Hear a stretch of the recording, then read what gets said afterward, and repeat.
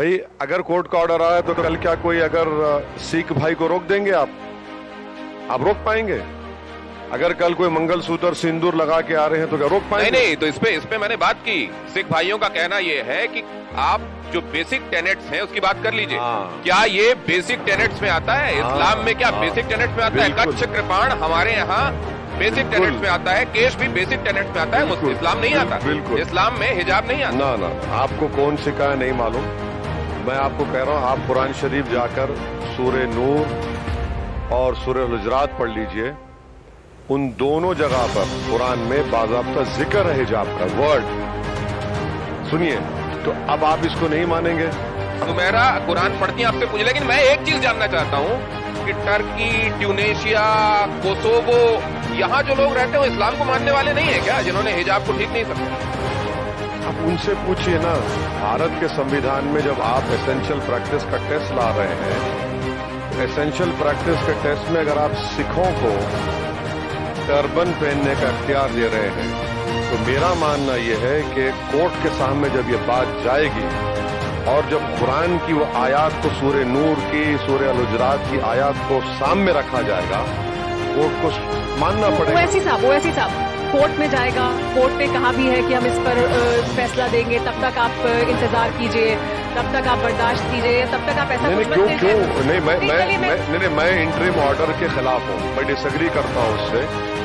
Interim order तो मैं disagree करता हूँ कि जितना कॉन्स्टिट्यूशनल लॉ मैंने सीखा अपने उस्तादों से, कोर्ट कॉन्स्टिट्यूशन लॉ हमको सिखाया गया, हम जो पढ़ रहे हैं, अभी पढ़ रहे हैं, कोर्ट फंडामेंटल राइट को सस्पेंड नहीं कर सकता।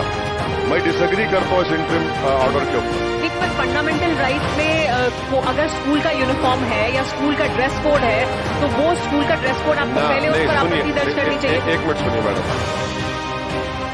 वो बच्चियां बरसों से 6 लड़कियां हिजाब पहन रही हैं, स्कूल ने नहीं रोका उनको, कभी नहीं रोका, अब रोक रहे हैं। क्योंकि उन्होंने इन्वोक किया है। अब नहीं, अब रोक रहे हैं। और दूसरी बात ये सुनिए, मैं शुरू में ही आपके सवाल में कहा कि अगर मेरी बेटी स्कूल को जाती है, कॉलेज को जाती है, तो संविधान डेड नहीं हो जाता।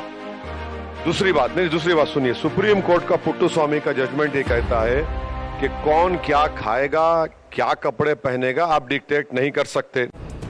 एक बात मैं आपसे इसमें समझना चाहता हूँ। ये जो कहता है केरला हाई कोर्ट का order, the court said that collective rights of the school must be given primacy over individual rights of the students. तो आप तो समानता की बात करते हैं ना ओवैसी साहब, इक्वालिटी की बात करते हैं ना। यूनिफॉर्म का मकसद क्या है? यूनिफॉर्म कौन सा यूनिफॉर्म? स्कूल यूनिफॉर्म स्कूल में क्यों बनाई जाती है? स्कूल में यूनिफॉर्म था ही नहीं। आप देख लीजिए, आपने सेक्शन 133 सबसेक्शन 2 के तहत आपने नोटिफिकेशन जारी किया। आप क्या 2-3 महीने पहले उनका अलाउ नहीं किए? वो नहीं, मैं आपका ओपिनियन जानना चाहता हूँ। आप भी स्कूल गए होंगे सर, आप तो ऑक्सफोर्ड तक जाके आए। मैं आपसे ये जानना चाहता हूँ, यूनिफॉर्म का मकसद क्या होता है? यूनिफॉर्म का मकसद क्या होता है? क्या देखिए सुनिए, यूनिफॉर्म सुनिए, यूनिफॉर्मिटी, यूनिफॉर्म जो कपड़े पहनते हुए यूनिफॉर्म बोले ना, तो क्या संविधान यूनिफॉर्म उस पर गाली बात है? मैं तो ओवैसी साहब की बात मानता हूँ। ओवैसी साहब एक चीज कहते रहे हैं कि इक्वालिटी होनी चाहिए, सारे लोगों में समानता होनी चाहिए, स्कूल में भेदभाव ना हो, समानता हो, इसीलिए यूनिफॉर्म। अच्छा सुनिए, अगर मैं हिजाब या हमारी बेटी हिजाब पहन रही है, किसको नुकसान हो रहा है भाई? अगर मैं बोल रहा हूँ कि मैं एक मिनट में समझा देता हूँ, अगर मैं रामपुर की रोड पर धरना देता हूँ और गाड़ियों को रोक देता हूँ, उसमें हार्म हो रहा है ना लोगों को। आप यूनिफॉर्म की सुनिए, यूनिफॉर्म की बात नहीं, मैं यूनिफॉर्म से आ रहा हूं। बाहर आइए, आपकी जो प्रैक्टिस है कीजिए। नहीं, ये नहीं हो सकता। इंस्टीट्यूशंस को नहीं हो सकता। देखिए, आप एक बात बताइए, आर्मी के नियम भी बदलेंगे क्या? क्या एकेडमिक इंस्टीट्यूशंस को जो राइट है अपने यहाँ यूनिफॉर्म? नहीं, आप आर्मी एयरफोर्स में मत जाइए, उसके भी कई जजमेंट्स है, बताता हूँ आपको। जजमेंट्स कई है उसके भी। मैं ये बात निकली है तो कहाँ तक जाएगी भाई? दूर तक जाएगी। तो कितनी दूर तक जाएगी? तो फिर आर्मी तक भी जाएगी ना? बहुत दूर तक जाएगी। नहीं, आर्मी में भी आप कह रहे हैं कि फिर वो अपनी ड्रेस पहनेगी। ओवैसी साहब अभी तो जल्दी उत्तर प्रदेश तक आ गए हैं। Article 15, article 19, article 21 supreme Kerala high court का एक और जजमेंट है, जिसमें उन्होंने कहा कि मुस्लिम महिलाओं के कपड़े का प्रोटेक्शन है हिजाब का 25(1) में। अब आप जो जजमेंट का हवाला दे रहे हैं, अगर मैं होता उस जगह पर तो मैं उस केस को अपील करता, मगर एक और आपको जजमेंट का हवाला दे रहा हूं सुप्रीम कोर्ट का।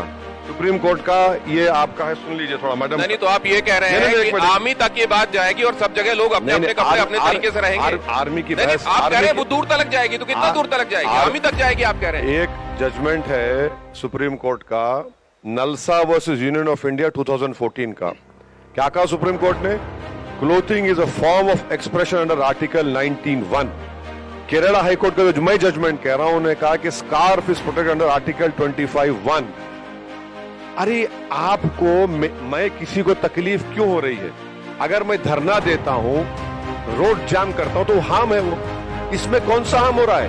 वो बच्चियां एक गवर्नमेंट स्कूल में वो हमेशा पहन के जा रही हैं, आप उसको बंद कर रहे हैं। कुछ एक बीजेपी नेता जो कह रहे हैं कि वहां पर जाकर अब कुछ लोग हवन करना चाहेंगे तो वो भी अलाउड हो। ओवैसी साहब वहां पर आप स्कूल में देखिए, हवन करना और कपड़े के ऊपर हिजाब पहनना, आप ये हेट्रेड है उन बच्चियों से। उनको आप तालीम से रोकना चाह रहे हैं, आप उनको तालीम से दूर करना चाह रहे हैं। अरे भाई वो पढ़ना चाह रही है ना। आप लोग कहते हैं कि मुस्लिम महिलाओं को दबाया जाता है। अरे एक लड़की मोटरसाइकिल पर आती है, मोटरसाइकिल रखकर अपना असाइनमेंट सबमिट करने जाती है, वो आपको ऑपरेशन दिख रहा है, एम्पावरमेंट दिख